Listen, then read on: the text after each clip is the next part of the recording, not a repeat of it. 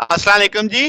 आज का हमारा टॉपिक क्लासिफिकेशन ऑफ बॉन्डिंग के बारे में है। लास्ट लेक्चर में हमने प्राइमरी बॉन्ड्स देखे थे, तो आज हम सेकेंडरी बॉन्ड्स देखने वाले हैं कि क्या होते हैं, उनकी खूबियां क्या हैं, कौन सा ज्यादा बेहतर है, कौन सा नहीं है, कौन सा कहाँ पे बनता है।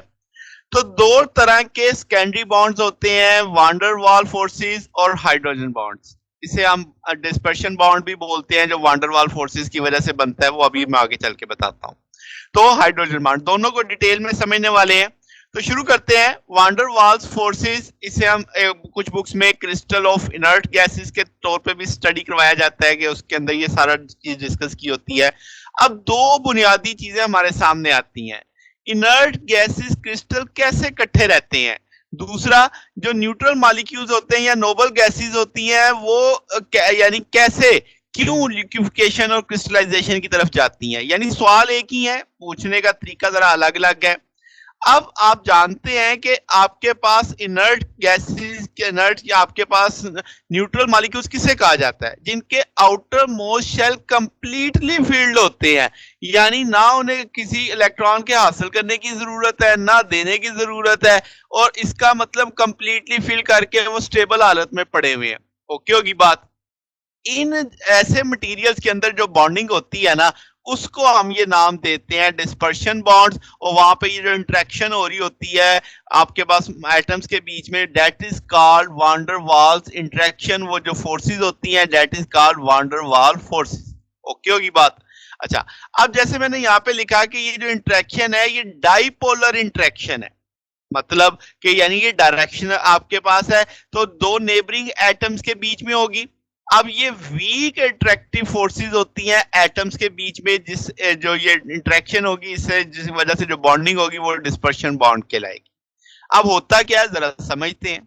अगर आप दो एटम लेते हैं इनर्ट गैसेस के, वो काफी फासले पे पड़े हैं, तो वो एक स्फेरिकल सिमेट्री रखेंगे इलेक्ट्रॉनिक चार्ज डिस्ट्रीब्यूशन की, जैसे आप यहाँ पे देख सकते हैं। सेंटर में पॉजिटिव चार्ज है और नेगेटिव चार्ज ने उसके कंसाइड कर रहा है, उसके चारों तरफ सिमेट्रिकली है, स्फेरिकल सिमेट्री में।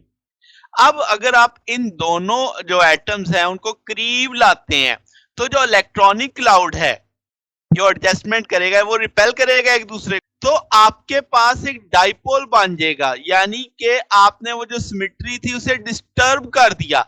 अब डिस्टर्बेंस कैसी होगी कि क्लाउड एक तरफ हो जाएगा, यानी सेंटर और पॉजिटिव आप मजीद कंसाइड नहीं कर रहे, आपके पास यानी शिफ्टिंग हो गई है। तो क्लाउड एक तरफ शिफ्ट कर गया, आपका न्यूक्लियस एक तरफ शिफ्ट कर गया, ठीक है, अपनी इक्विलिब्रियम पोजीशन से। इस तरीके से ये डाइपोल पैदा हुआ है, ठीक है। मगर ये डाइपोल परमानेंट नहीं होगा, क्योंकि आपके पास ये इलेक्ट्रॉन ऑसिलेट करते रहेंगे अराउंड द न्यूक्लियस। ओके होगी बात। अच्छा, एक दफा जैसे ये डाइपोल बन गया तो वो हमसाये में पड़े हुए दूसरे एटम को भी तो इंड्यूस करेगा ना। ये इलेक्ट्रॉन हमसाये के न्यूक्लियस को अपनी तरफ करेंगे तो वहां पे ये इंड्यूस होते हुए सो ऑन सो आगे पूरे बनता चला चला जाएगा। तो ये जो इस तरीके से अब बॉन्ड बन रहा है, जो इंटरेक्शन हो रही है, ये कहलाती है वांडरवाल इंटरेक्शन। और इस तरह जो बॉन्ड बनेगा डेट इज डिस्पर्सन बॉन्ड। तो इनके मुख्तलिफ नाम होते हैं, वो जरा डिटेल में देख लेते हैं। इनको लंडन फोर्सेस भी कहा जाता है, डिस्पर्शन फोर्सेस भी कहा जाता है, शॉर्ट रेंज फोर्सेस भी कहा जाता है। शॉर्ट रेंज क्यों?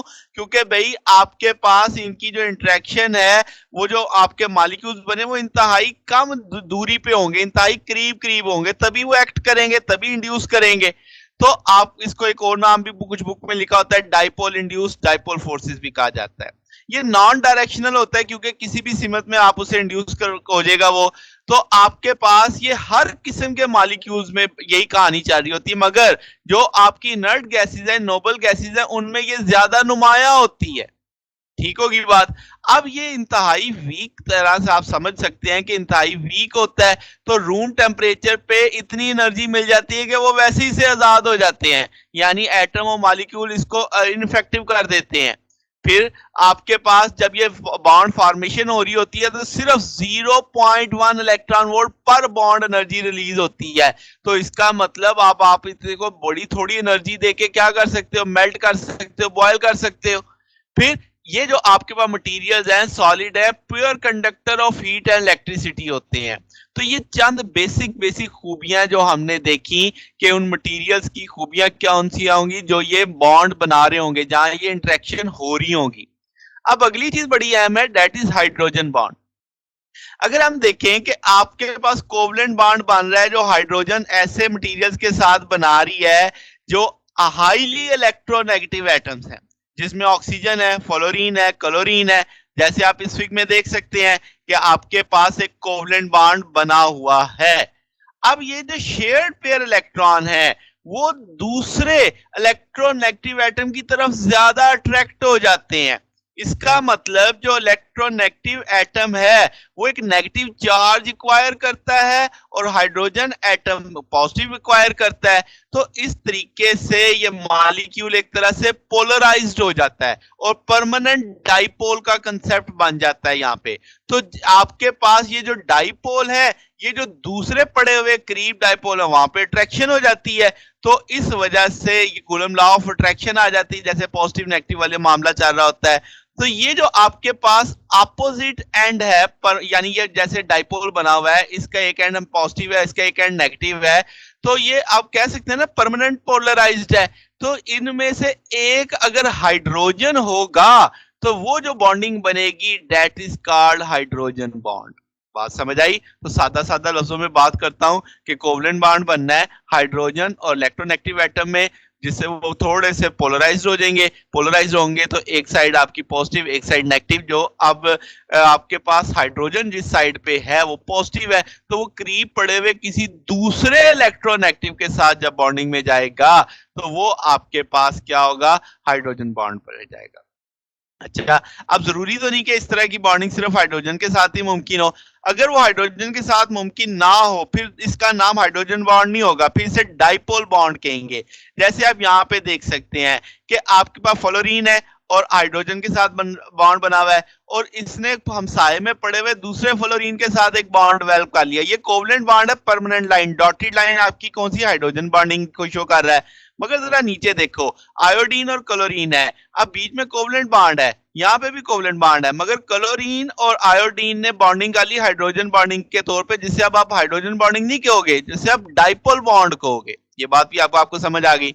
अब हाइड्रोजन बॉन्डिंग क्यों ज्यादा अहम या सिग्निफिकेंस अगर हमसे पूछा जाए क्या है, तो अब हाइड्रोजन क्या है, बुनियादी तौर पे सिंपली प्रोटॉन है जो एक कोवलेंट बॉन्डिंग के अंदर पड़ा है। तो आप कहोगे कि पॉजिटिव चार्ज है जिसके इर्द गिर्द कोई भी इलेक्ट्रॉन नहीं, जिसे शील्ड नहीं किया हुआ, यानी वो पॉजिटिव चार्ज किसी क्लाउड के अंदर नहीं है। जबकि जो दूसरे एटम होते हैं वो जो कोवलेंट बॉन्डिंग करते हैं तो उनके पॉजिटिव चार्ज मुकम्मल शील्डेड होते हैं, यानी कि आपके पास जो पॉजिटिव न्यूक्लियर अट्रैक्शन है वो वीक होती है वहां पे। ठीक होगी बात? तो पॉजिटिव चार्ज जो हाइड्रोजन का है वो ज्यादा स्ट्रांगली इंटरेक्ट करता है नेगेटिव के साथ, क्योंकि उसके कोई शील्डिंग नहीं है। तो इसी वजह से हाइड्रोजन बॉन्ड ज्यादा स्ट्रांग बनाते हैं डाइपोल बॉन्ड को, यानी डाइपोल बॉन्ड की निस्बत हाइड्रोजन बॉन्ड ज्यादा स्ट्रांग होंगे। जैसे यहाँ पे देखो हाइड्रोजन और आयोडीन और क्लोरीन है, तो आयोडीन का जो न्यूक्लियस होगा वो तो छुपा हुआ होगा क्लाउड के अंदर, इलेक्ट्रॉनिक क्लाउड में। क्लोरीन का भी ऐसे ही होगा। तो आपके पास हाइड्रोजन में पॉजिटिव जो है आपके पास, यानी जो पॉजिटिव चार्ज हाइड्रोजन एटम है वो ज्यादा तगड़े तरीके से दूसरे को अपनी तरफ बॉन्ड अट्रैक्ट कर सकता है, इंटरेक्ट कर सकता है। तो वो आपके मटेरियल जिनके अंदर हाइड्रोजन बॉन्डिंग होती है उनका हाई मेल्टिंग पॉइंट और बॉइलिंग पॉइंट होता है मॉलिक्यूलर सॉलिड्स के लिहाज से। तो ये जनाब अब आपको समझ आ गई होगी कि भाई वान डेर वाल इंटरेक्शंस क्या है, हाइड्रोजन बॉन्डिंग कैसे होती है, किन मटेरियल्स में होती है, क्या फायदे हैं, क्या नुकसानात हैं, तरीकाकार क्या होता है। तो ये हमारा आज का टॉपिक था। कल हमने आयनिक बॉन्ड, कोवलेंट बॉन्ड और मेटेलिक बॉन्ड देखे थे। आज हमने वान डेर वाल इंटरेक्शंस और हाइड्रोजन बॉन्ड देखे। तो जनाब अगर आपको इसमें कोई बात पूछनी हो, डाउट हो तो नीचे कमेंट्स में पूछ सकते हैं। वीडियो अच्छी लगी हो तो वीडियो को लाइक कीजिएगा, दोस्तों के साथ शेयर कीजिएगा, चैनल को भी सब्सक्राइब कर दीजिएगा। अब तक के लिए इतना ही, बाकी इंशाल्लाह फिर नेक्स्ट देखेंगे। ओके, अल्लाह हाफिज।